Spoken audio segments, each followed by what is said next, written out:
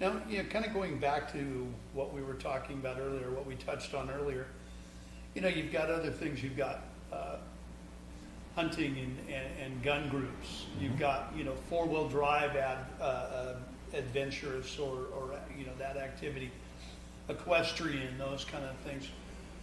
What do we do to reach out to them? I mean, we're gonna. I'm assuming we need to partner with those groups. We do. We get a bad rap, first of all, that we're destroying the land, and I don't think they understand how we're out there or why we're out there or what we actually do to restore the land once we've taken the value out of it. And how we keep the land pristine going through a process to begin with. But, these are groups that we need to reach out to because, again, as I mentioned, that forest is closed for 4 to 5 months out of the year. Guess what? They can expand that at any time. Yeah. When you're doing 4 months now. Yeah. If you do those activities, you're functioning under a privilege, not a right. Right. And that's the key. And miners are functioning under rights. And Yeah. we have the rule of law for us in several different categories. Right. But to reach out, I mean, this is the mystery, right? How do we get these guys to realize, A, we're not just raping the land, and B, we have their best interest at heart. And I've said this for a few years now, and I think we've started to do it in some of the associations. We need to reach out to their activities. We need to belong to some of their clubs. We need to go out on some of their outings. We need to start talking their language. If they have a festival, we need to have a booth there showing the environmentalism side of what we do. And if you don't think you're an environmentalist, guess what? You're more of an environmentalist than the so-called environmentalists, because I guarantee you that most of the people that we're talking to here or reaching here take more garbage out than they pack in. Well, and just kind of expanding on that, I know that your Gold Club, the Stockton chapter, also known as Delta Gold Diggers, has started a trash removal. We've been doing that almost 10 years now. Yeah.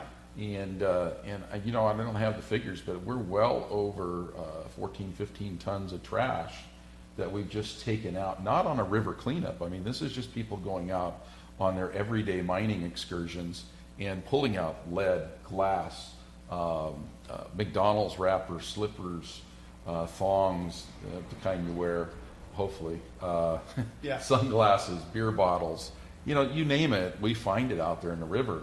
And it's amazing to me at how many people leave this behind. And I guarantee you, I mean, sure, we get a little trash from few of the miners that have been out there that don't adhere to what we try to teach everybody, and 98% of our miners follow. But the majority of stuff is just people out there sightseeing. Yeah. Just people traveling through the forest Right. and chucking that bottle out the door and getting into one of our streams and getting down.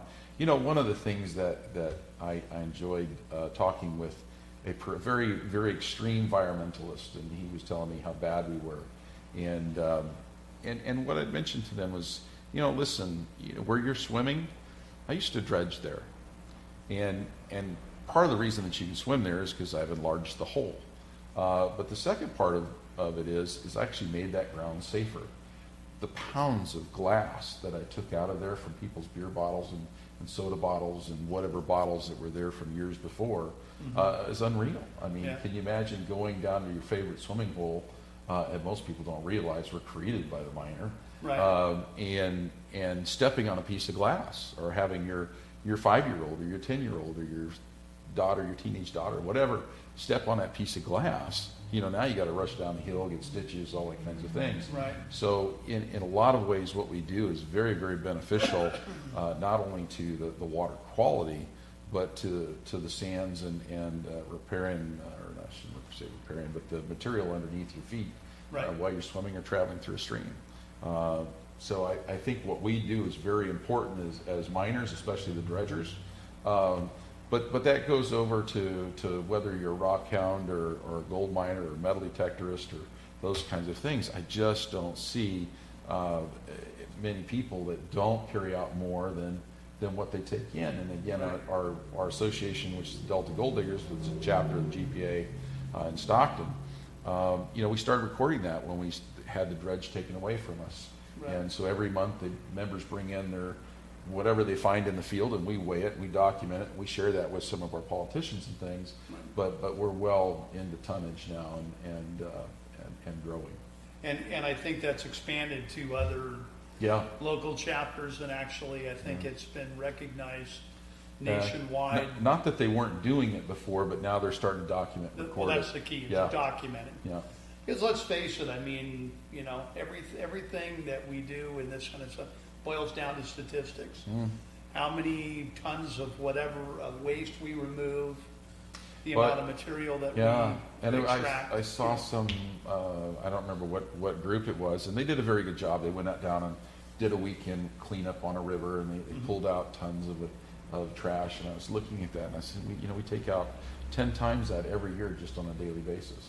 Yeah, And it's something that people don't think about, and we don't pull our horns, we don't pat ourselves on the back or Right. scream from the buildings and things like that, and that's, when I said you got to come out of your hole for mining and actually start talking to people, this is what I mean. Those kinds of things that we do, and I guarantee you folks, we're probably missing some of the things that you're doing out there, but you need to let us know and send us an email and pictures of, hey, I pulled this out.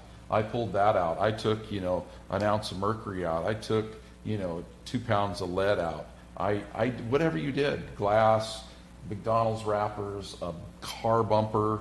I had one gentleman in our association went down, cut up a whole car and drug it out piece by piece. yeah, And that would have stayed there for forever, and it was just a piece of junk there, waiting for somebody to trip and, or an animal to cut itself or whatever, So, Right. so, it's just something that we have to be more studious about. right.